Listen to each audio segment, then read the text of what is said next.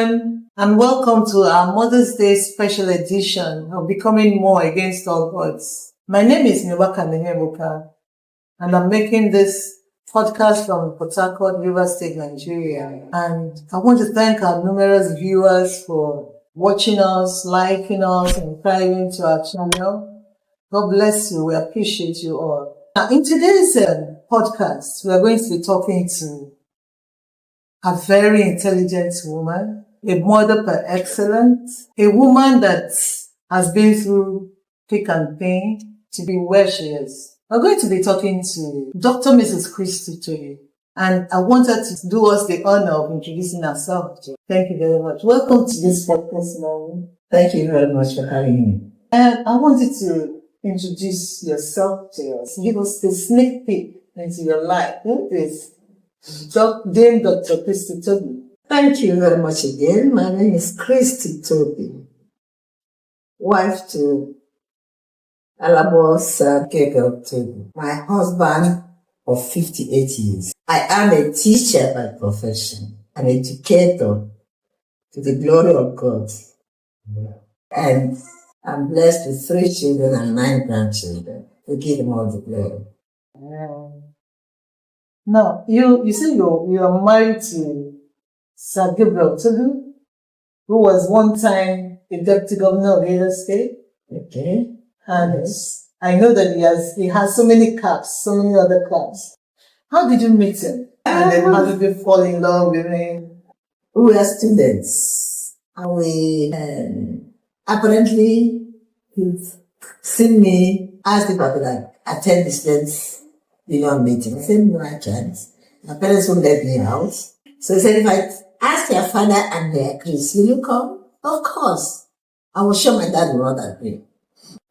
So he and his friend, now about Professor Fuller, that would be Fuller. And another Dr. Solomon Jaja. They came to my father. Yes, sir, we're members of our students' union, and we want you to attend. My father just had what are the aims and objectives of your session? Blah, blah, blah, of course, they rattled it all through. They were all doing their A-levels. And the mother, follow your brothers to the meeting. You bring her back. They all agreed. And that was it. They took me to the meeting.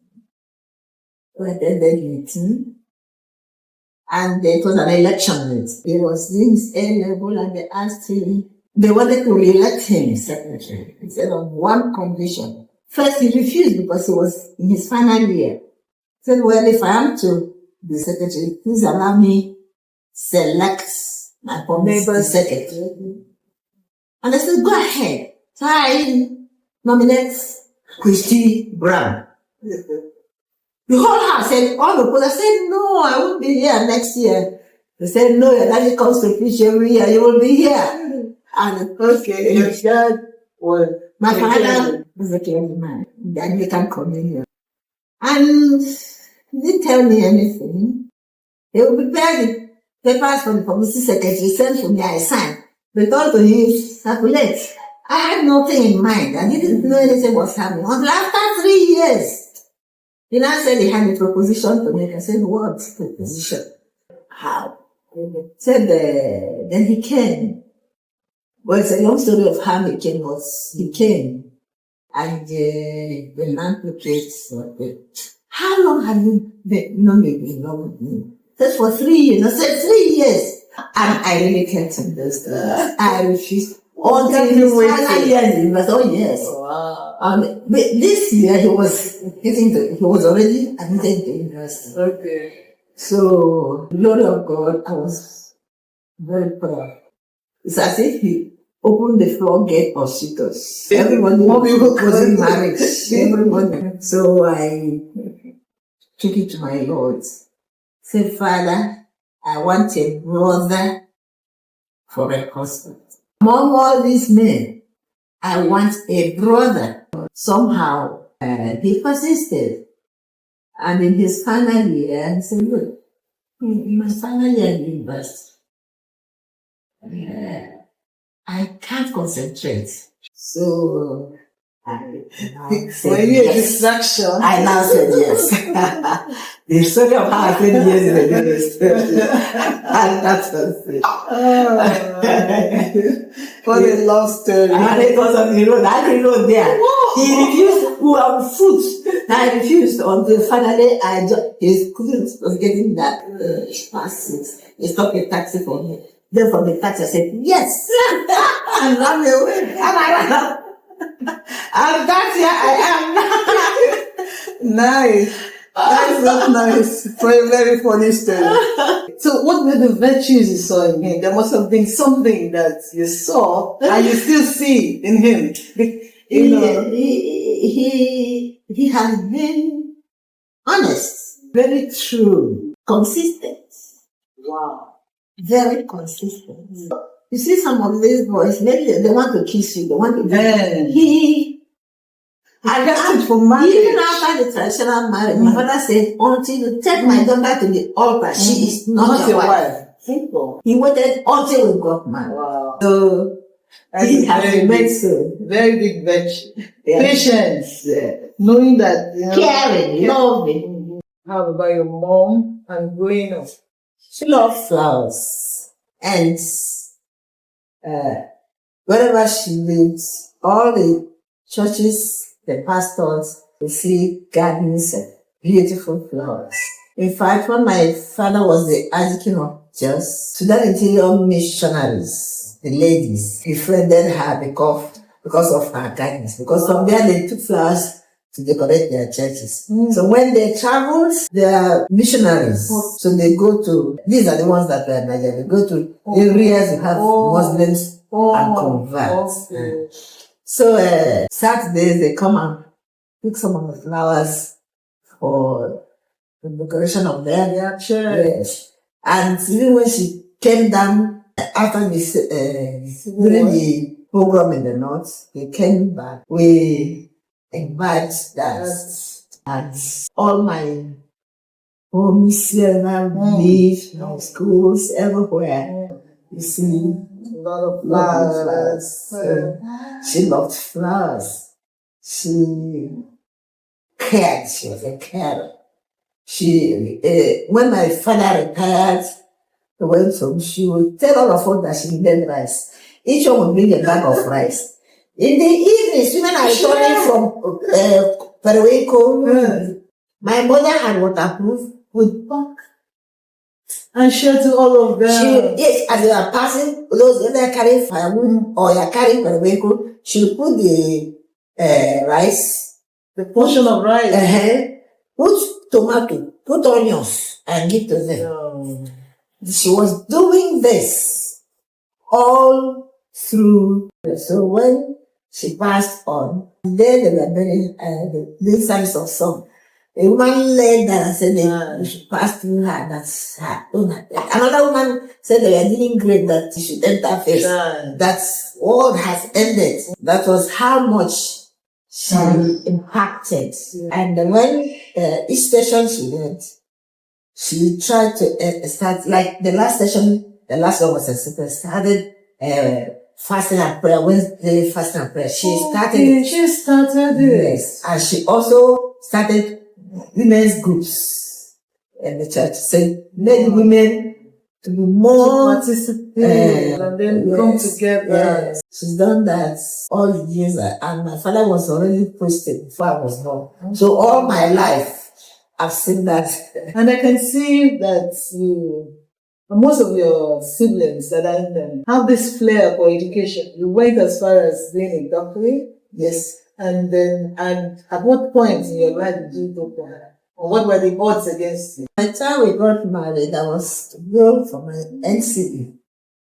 My husband said he wanted this far. Please, and I was there. And after marriage, of course, the war was the same year, 1966, it was started. Wow. We'd already done banns of marriage January 15, but I already fit that, so January 29, we wedded. Had my 2 children, and at the end of the war, he said, okay, well, and the most support. She encouraged me, see first degree, master's and PhD. Oh, so you were already married before you went to... Yes. So were there any challenges you had? What were the odds? Number one odd was my husband, because he's a very, very local man. He is not the go to hotel and he wasn't domesticated. So it's not let me go to hotel and eat. My wife, in fact, if for any reason I didn't cook it, nearly looks at the soup, says, who made this? This is not my wife. Yes. So when I was now going for my first degree in the UK, my concern was how do I live him?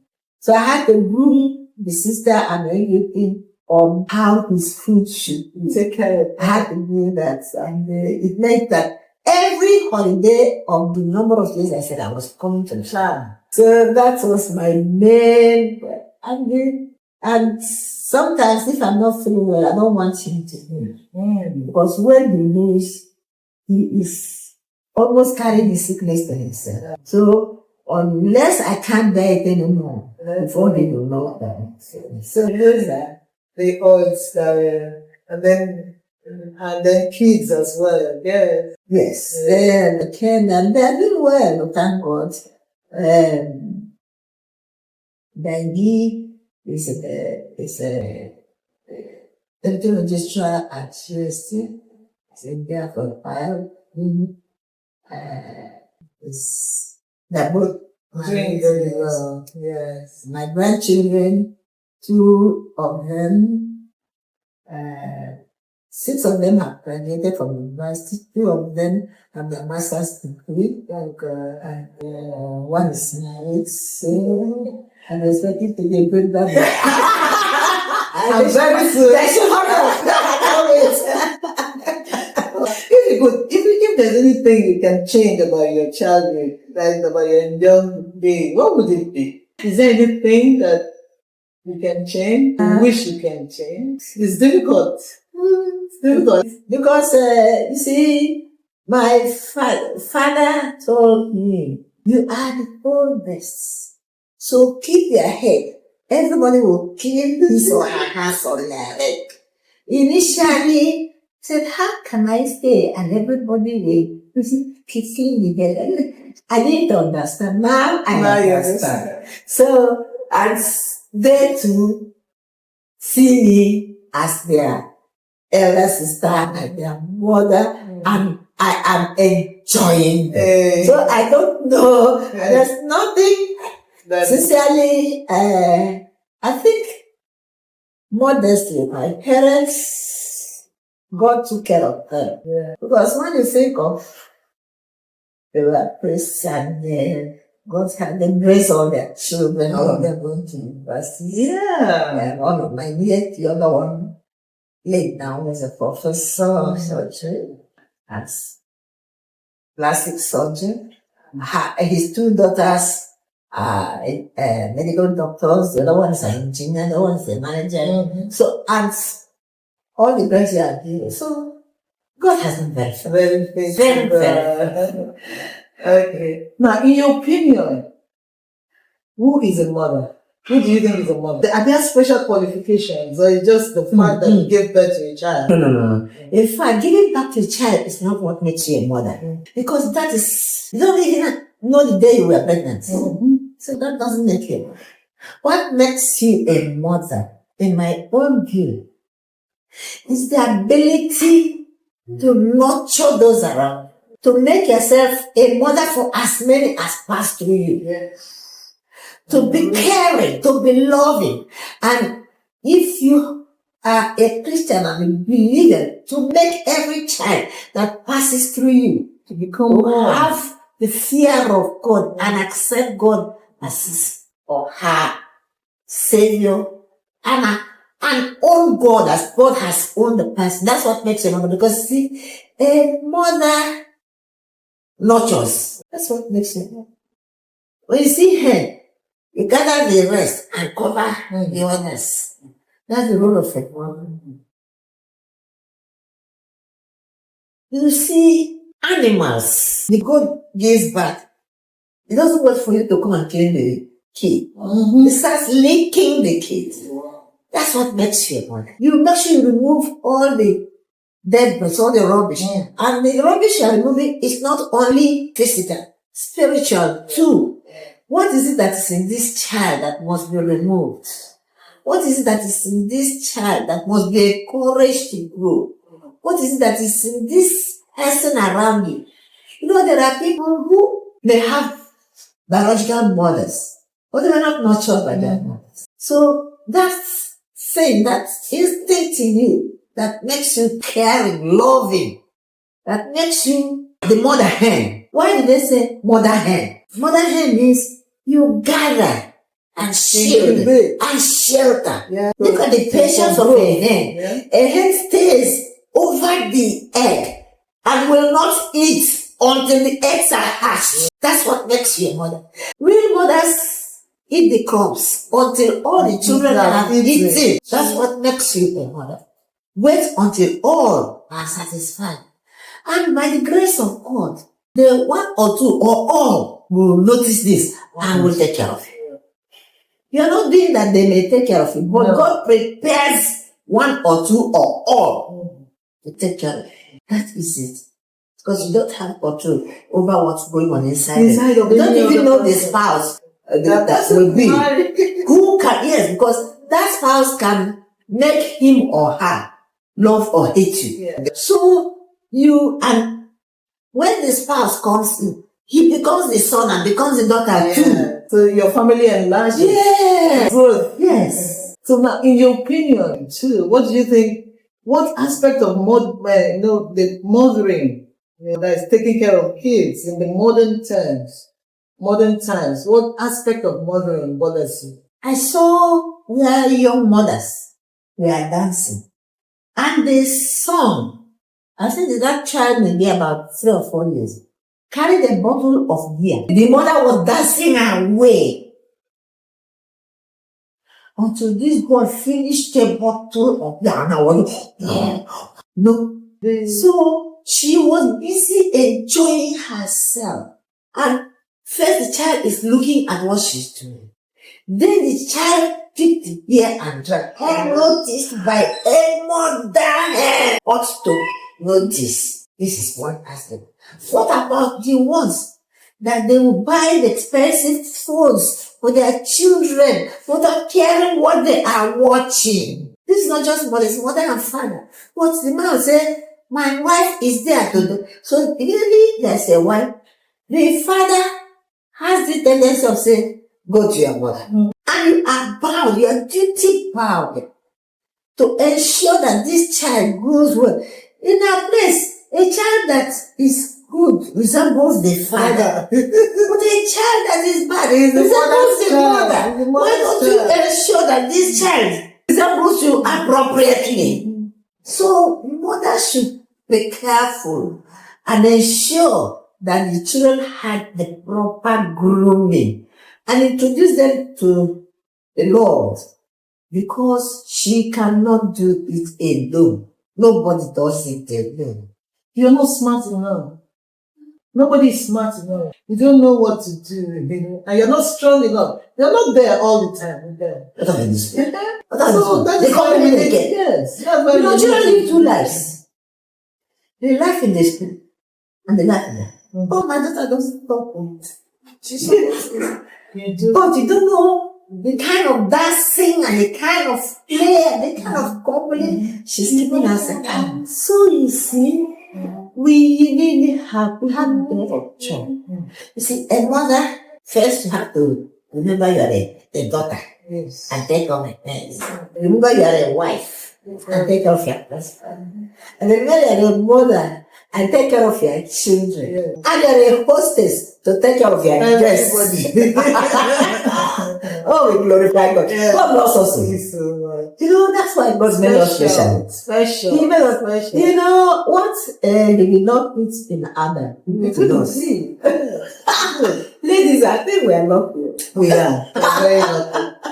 Now, Mommy, what has been your biggest influence in life? Where's your go-to place or thing when you have challenges? My knees. My knees. My mother at a point and my father, when you're on their knees, they were going flat. Like on floor. They are going flat. You see, because it took them 8 years before I was born. At that time, they were not using their knees, they were going flat at the altar. So I am a child that couldn't have come before prayers. And my parents made me know that what for prayers, they would have remained barren. And after you, they had so many others. My mother had just once. Wow. Had 10 of us. Now, I know also that to get whatever I need him. What has been your toughest experience? The hardest thing you have been through that you don't like talking about? Because I know you've had several health challenges. Yes. You have some bereavements. You see, because you said not like talking about it, right? Because they were very painful. Yes. I've had a lot of pains. But these pains, God, I don't know, it's because He is God. He made me see only His hands. When I had an ectopic pregnancy and I had a surgery, the day the stitch was removed, I sneezed. And my tummy hurt. And then the stitches grew. And the stitches were done on the bed without any anesthetic. That day, I realized the pain of the nails of my Lord on the cross. I still remember that pain. And I knew that God must have done that for me to know the degree of pain He went for me on the cross of Calvary. Without anesthetics. There was nails in the cross. I hung there for 3 hours. So I've had cancer and I survived it. I was not sick. But by chance, my husband escorted me to the clinic and he asked me to go on the train. He said, no, I have no problem. No, and behold, it's me, the son had cancer. And to the glory of God, since 2022 years, by His grace, the doctor that was to perform the surgery for 2 years, diary was full. And suddenly, he saw my primary doctor say, Sam, bring here, sister, have a small window. A small window. It was good for 2 years. 2 years? You would have lived with the condition. I would have slept for 2. Then that space was created. I don't know what happened to the person that got operated that day. The Lord made way. I don't get another person. The Lord made that place open for. I have many, my testimonies are countable. Uncountable. No, is it my husband's heart? The Lord has it. So you see, oh, Lord Jesus. That's a good to hear. So, I think, the health challenges, God does not tempt. The devil that tempts. But God uses to solidify our faith in Him. Both my husband and myself. Indeed, my children. To solidify our faith, we know that He can do all things.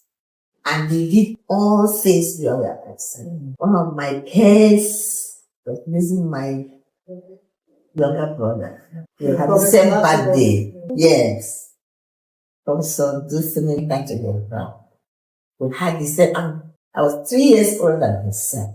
Since his death, our birthday has been paid. On my 10th birthday, he was born. And from that day till when the pastor enjoyed our birthday, went for beggars and higher service. Enough of the sad stories. Well, I told you. What makes you the happiest? What activity do you engage in that gives you peace? First of all, apart from prayer. prayers, I think the number one thing you do marriage anniversary. young man. He's still a young man. He's only 85. He's still a young man. A very young man. Because sometimes you just look at my friend and say, you look tired. Yeah, it's okay. I don't go anywhere. He's like my watchdog. And then I love children. I love caring. Especially the girl child. Yes, because they're so vulnerable. They're vulnerable, and some parents don't bother about the girl child. Yes. It's not the boy child, it's not important. But you see, when you have 4 children, and 2 are boys, 2 are girls, you see, if these resources are not there, no matter how bright the girl is, they say, hold on, let's train your brothers. Especially in this part of the world. Everywhere. Yeah, even abroad. Even abroad, but because in abroad, what happens is, I always say it. Yeah. Because I only says this. Why would the father insist that they saw this and the doctor, and some of them never go? And they don't care what other go back. Why not tell the doctor, no, should also be a medical doctor? It's an attitude. They don't say it, and we think it is only us. They subtly do it that, why do you have 3 children? And 2, it's the boy who wants to be an engineer because you're an engineer. So that the family name. So the girl is already condemned that is going out. And these days, girls are getting wise. Oh, yes. But parents now first look at their area of proficiency and will encourage, which is beautiful, which is wonderful. They look at your area of proficiency. Which area is she good at? Then they will encourage you. Parents are wise everywhere. Because and then they are even finding out that the female children are more. They are the ones that care. They care for their families. They are the ones that care. Because yes, I may not be answering that more brown, but I am concerned about what happens in that more brown. And by extension, my husband is also concerned about what's happening to the Dutchable Browns. So by having giving a daughter out, you are having 2 children. Okay, now what's your favorite food? Do you have a favorite meal? What is it that you rather eat than anything else? Do you have?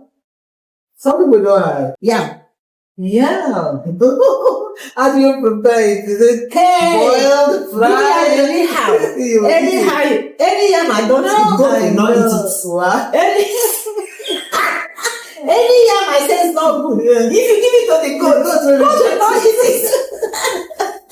That's nice. Pottage it, fried it, boiled it, pepper soup it, onudu it. Anyhow you make the yam, it is superfluous. Nice.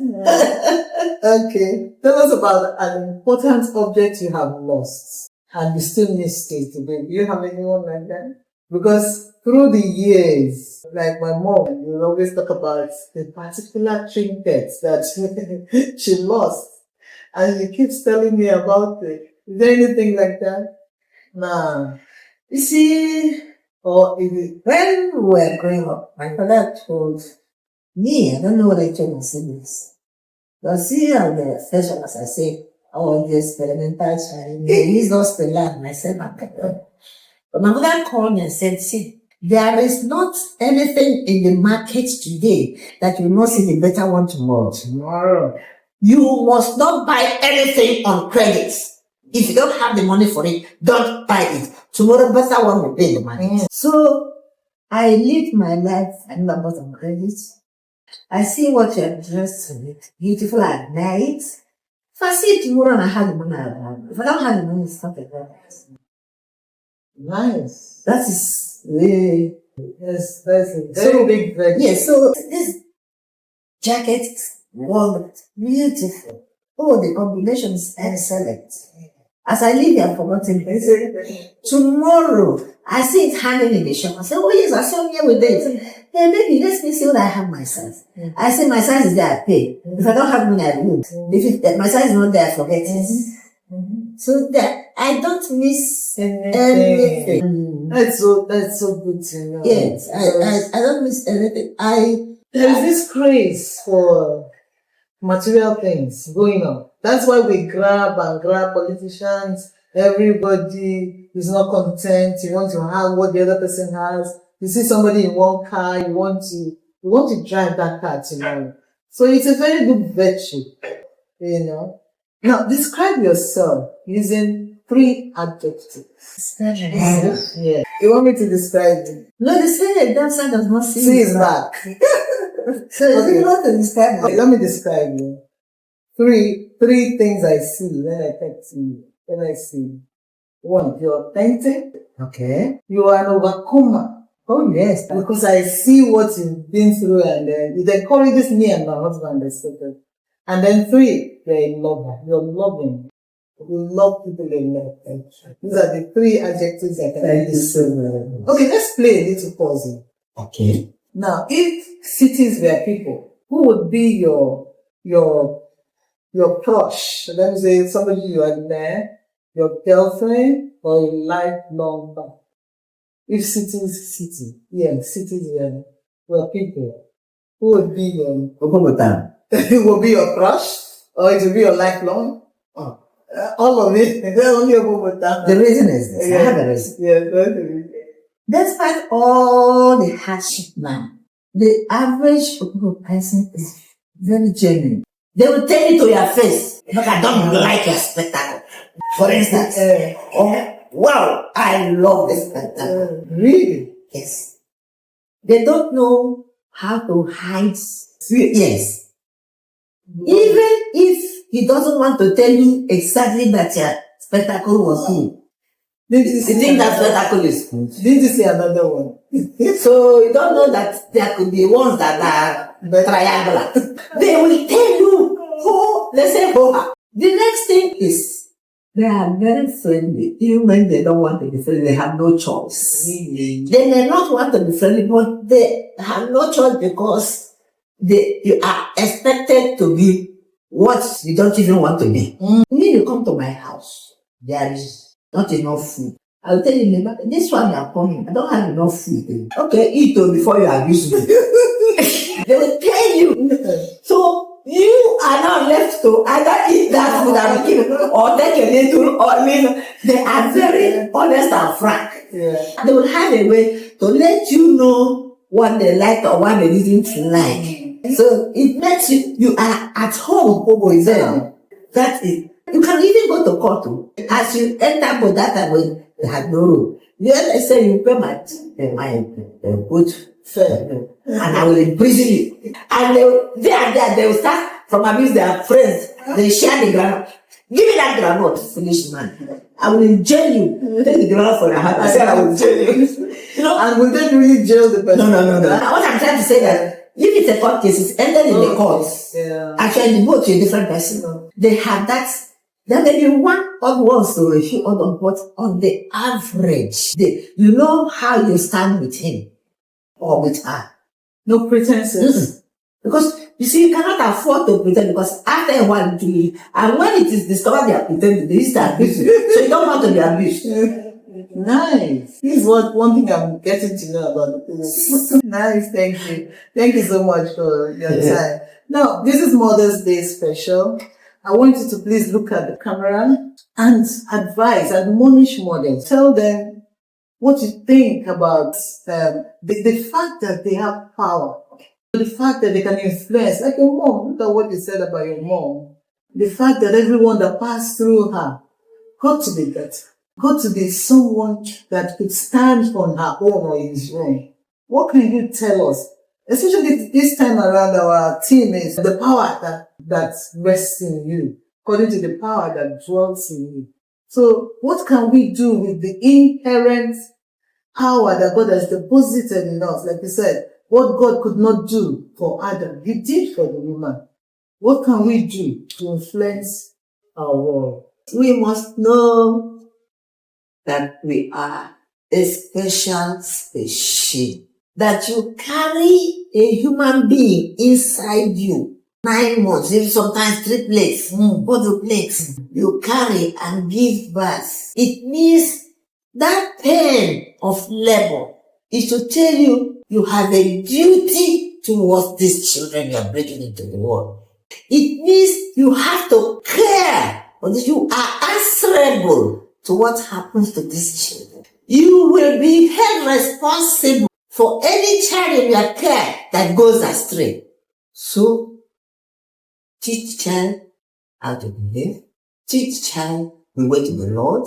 Teach the child how to be a human being. God created us in His own image. God is loving.